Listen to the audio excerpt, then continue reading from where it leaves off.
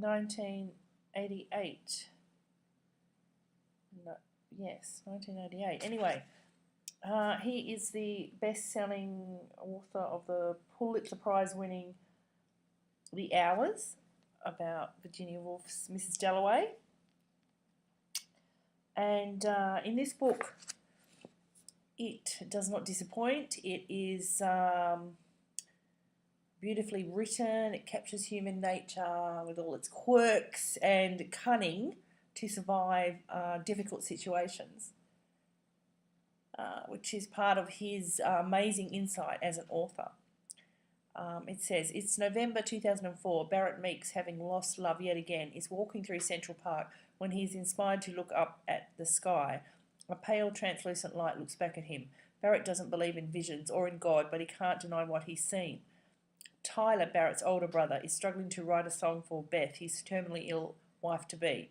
Tyler is determined that this song will start as an enduring expression of love, but getting high seems to be the only way to unleash his creative powers.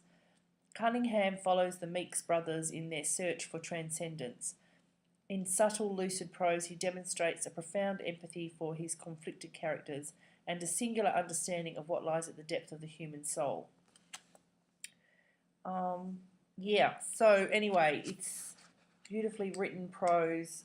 It's very detailed in its what he describes, right down to the merchandising shop that Barrett works in, which is basically kind of a upmarket gift shop with Burton Parker's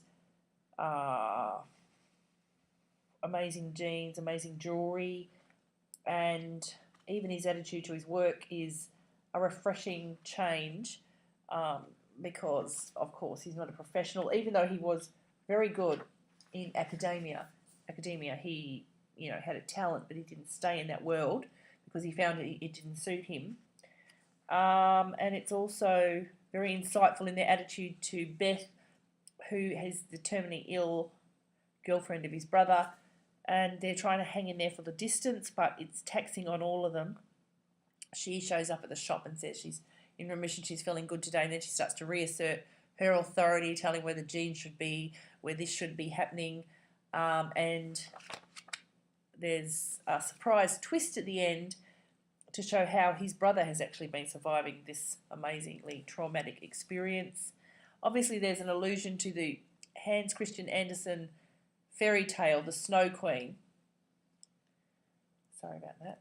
Which is very subtle. In fact,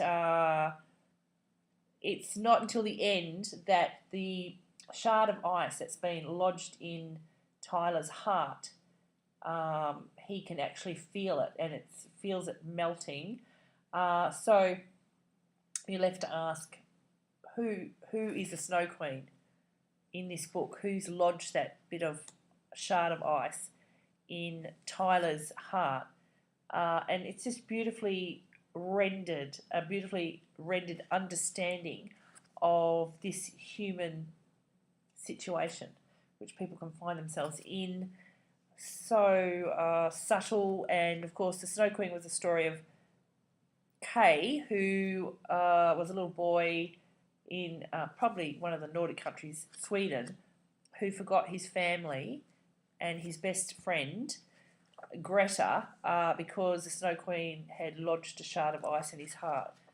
And it wasn't until Greta's tears melted that after she went to rescue him from the Snow Queen's ice palace, that the shard of ice melted and he was able to remember his friends and family and who he was.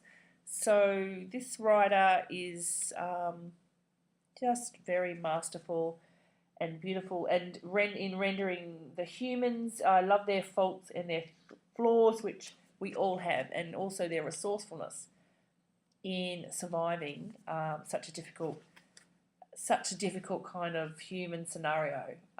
It's funny and it's human and it's hidden. And so I totally recommend this for some outstanding holiday reading. Thank you.